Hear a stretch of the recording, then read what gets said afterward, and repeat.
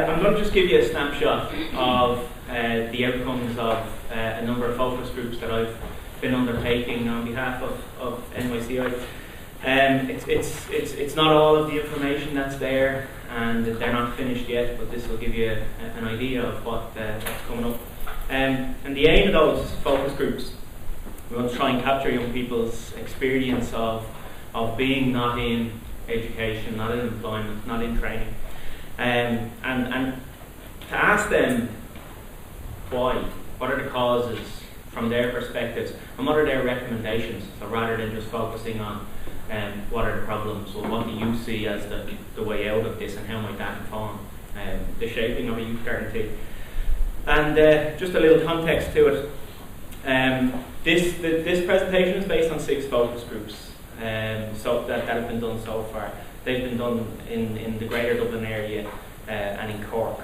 And they're informal discussions with young people. We very purposely wanted to reach the young people who are hardest to reach. So not young people who are turning up to programs predictably every Tuesday evening from this time to this time. They're young people who maybe you need to go and knock on their door to get them to get out of bed. Maybe you need to ring the house. Maybe it's different approaches that are needed, and so that's the target group that we're consulting with on these. So far, there's over 30 young people who aren't that we've had discussion with, who aren't in employment, education, or training. There's an average of 4 young people per focus group. There's still a number of focus groups to take place. I think, an average of 4. Some people might say, well, that's quite low. That's the reality of life for many of these young people, is that even pushing themselves to be in a space for 30 minutes, 45 minutes, 1 hour to have these discussions is an immense challenge for many because of the reality of their lives. There's been 80% male, 20% female, which probably ties in with figures of youth unemployment, probably not exactly, but higher ratio of male to females. And the age range has been 15 to 23 so far, and the majority of them, 60%, are over 18.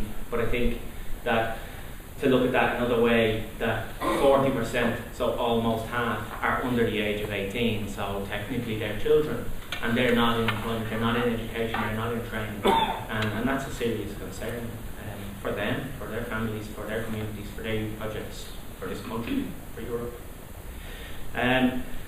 We have a number of different questions that we're asking them, and each slide refers to just one of those questions. Social welfare, their experience of engaging with social welfare. Overall, there's quite a negative sentiment that's coming back. That they're feeling that there's a lack of empathy, a lack of understanding by those that they're engaging with in social welfare, and a feeling of being looked down upon when they go in there. Some may say, well. And some youth workers have asked the young people who attended, is it really like that, or is it just you feeling that way? And actually, maybe in some ways, is that really a vital question? Because if that's how they're perceiving it, well, then that's the issue. And why are they perceiving it that way? And that's impacting on their engagement with the social welfare services. Some quotes here, and then some pieces just taken from different bits and bobs that came out.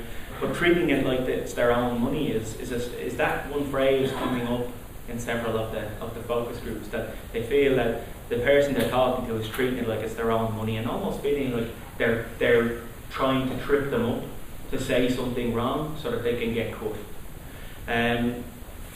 There's experiences of being bounced around from section to section. So examples of going to the reception desk, you were asked to bring in a piece of information, and then being told you need to go to hatch whatever, and then being told no, you need to go to hatch something else, and then being told to come back next week, so and so is not here, or whatever the situation is.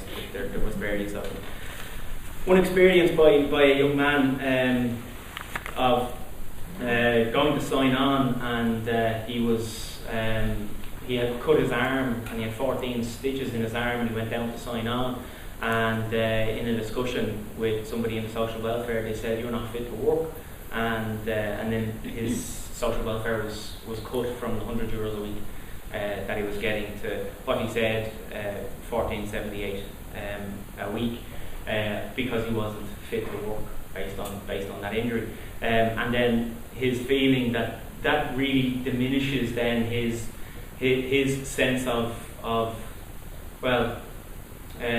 understanding humanity that he would like to have when he's dealing with people in social welfare, and that he's just treated like a number.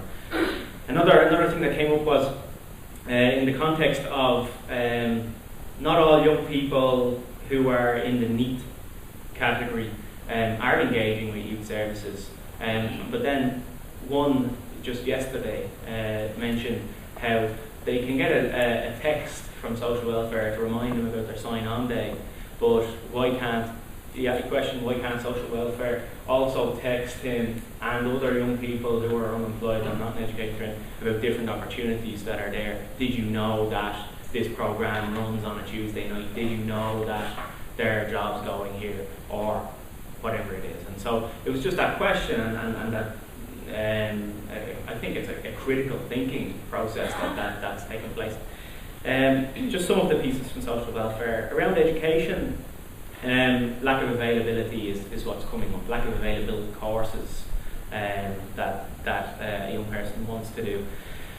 Plenty of experiences of people seeing something that they want to do, but that course being full, and then having to wait X period of time to go on a similar course in the future, but in the meantime being called in by social welfare, well, why aren't you doing something? And then you say, well, I saw this course that I wanted to do, it's full, well, why don't you just do something else? And I think that's an example of where youth guarantee, an effective youth guarantee, could avoid that situation where a young person isn't just directed to go and take any old course, that it's very deliberately targeted at them, that the intervention is based on their needs, their reality, their interests. Mixed experiences in other education centres, so outside of school. So some the youngest age is 15 so far, who wasn't in education, employment or training, and very mixed experiences of alternative opportunities. And one quote was that we're sitting in the kitchen all day and nobody wants to teach it. And the discussion went on to explore, well, if the teacher is not motivated to engage with you, why should you be motivated to get out of your bed at 9 o'clock to turn up there, if you're just going to sit there for the whole day? And then a number of experiences of having done a course, maybe a VTAC level 4, and then wanting to go on and do a VTAC level 5, but you need to be unemployed for X period of time before you can re-engage in another course. And so just that kind of the situation where they find themselves being ambitious about wanting to go on to further education, but finding themselves in a bit of a trap where they've done something and then they need to wait maybe 18 months before they can engage with another course.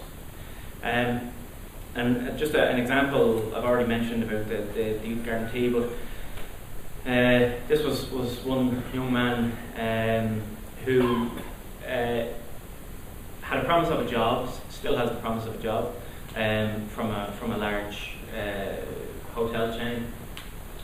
So long as he gets a level 2 in bar skills, and so bar technician, mixologist, so learning about not just how to pull a point, but the craft that goes behind it, and the technicalities of running a bar, to mixing drinks and cocktails. He got a grant of €250 to do a course that cost €500. He had to match it. That was a struggle for him and his family, because his family, his parent that he lives with, is also unemployed. So €250 is a lot of money. They found it. He went on the course and then told, you actually need the level 2 to get the job. Get the level 2, we give you the job. He went back to where he got the grant. We can't give you another grant. And the course is £2,000. To do the next level is £2,000. An effective youth guarantee would avoid that, because it wouldn't engage you in that initial training process to find that actually the next step you're going to hit this speed bump and you can't go any further. Because the plan would be made with you as an individual to say, okay, where are we starting and where do we want to go to, and then what do we need to do in between. And I think that's it was a good example when he mentioned it of how a youth guarantee might work with a young person, that he won't find himself not unable to progress for those financial reasons. Related to family, I thought some of their quotes were the best way of describing it. What's the impact of being not in employment, not in education, not in training on you and your family? I want to contribute to the housekeeping, and I do, but it's a chunk of a small pot each week, and that referred to his mother asking for €20 out of his €100 a week. He's absolutely no problem, as did most of the others who were in a similar situation, of contributing that, but then saying, well, it's actually a big chunk out of a small pot, and then that affects the rest of the possibilities for what you can do. That it puts pressure on them, and they're having to borrow money to survive, and that came up especially in families that were caught in that cycle of dependency on social welfare, and people gambling and drinking came up as well, and family members gambling money that they get on social welfare. This was one person, so not everyone. It's one person's quote. But people gambling, hoping to get a few quid extra, and it leads on to other problems, and then the drink and drugs that they experience. And being at home all the time causes arguments, nowhere to go. If I do, I get hassled from the Gardaí or the Irish Police Force, for those that don't know. And I think most of us know, if you're in each other's hair all of the time, it normally leads to arguments anyway. For me at home, for anyone. But that compounded then by not having financial independence to be able to go and do something when maybe your friends do have jobs. Maybe your friends that are in college, or their financial situation, their financial reality is very different, and you can't engage with them socially as you would like.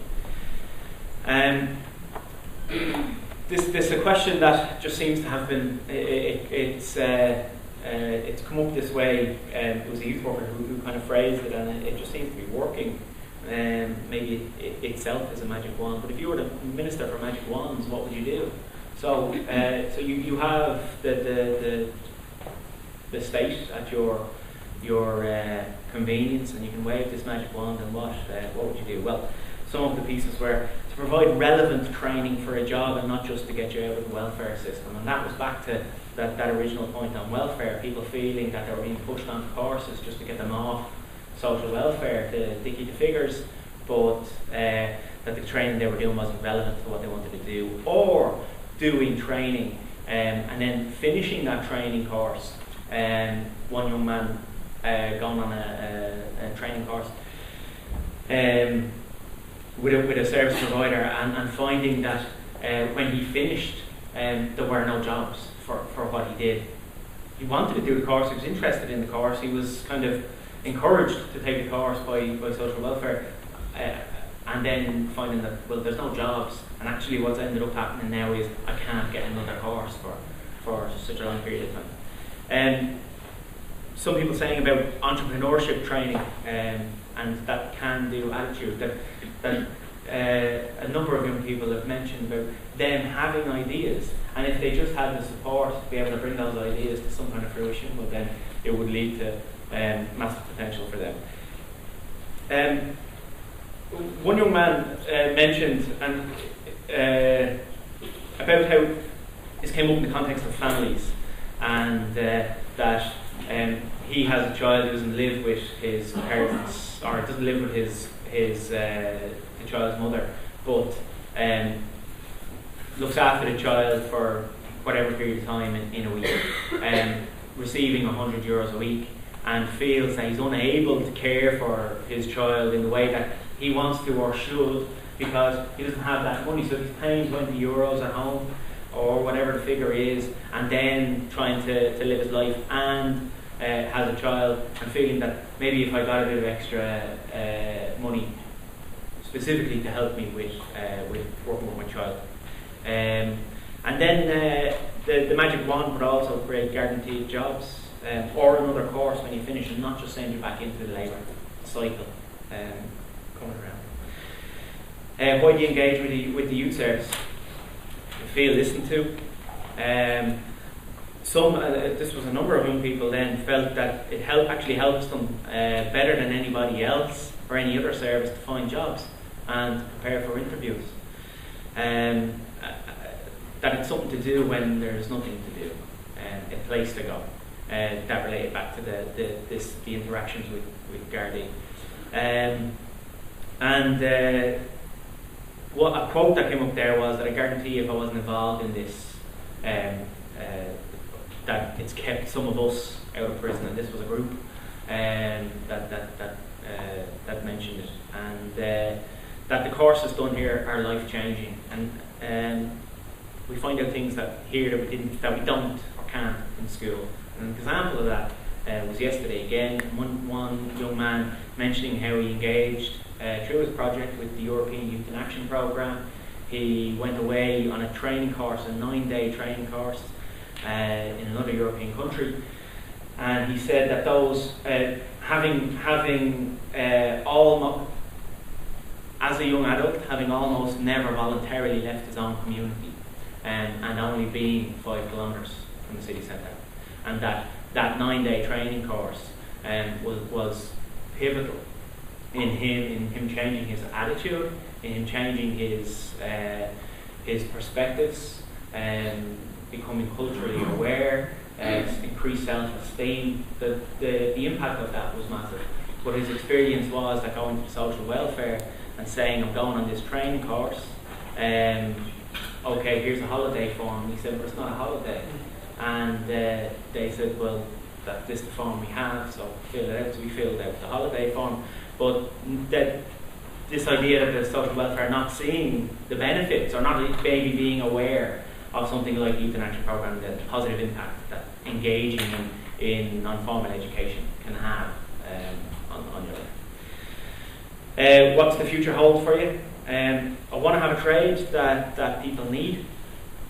So again, not just doing something for the sake of doing it, but something that's going to get me somewhere.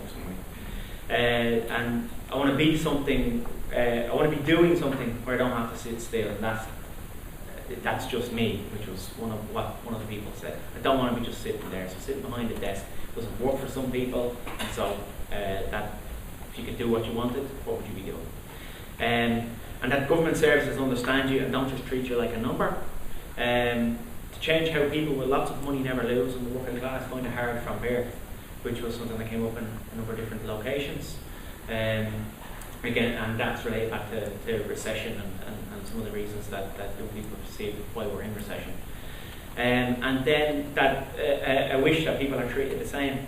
And the final one, which was very loud and clear, which was I just want a roof over my head and food in my belly.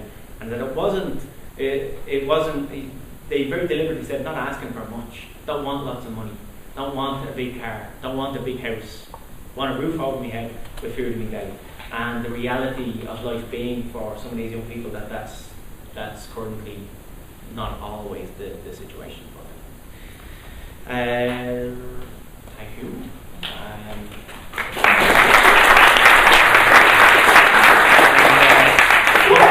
One of the places that we carried out a focus group was in Bray. A couple of focus groups out there, and so Niamh and Paul facilitate us in Bray, and so they're going to give a few words based on their perspective of being youth workers.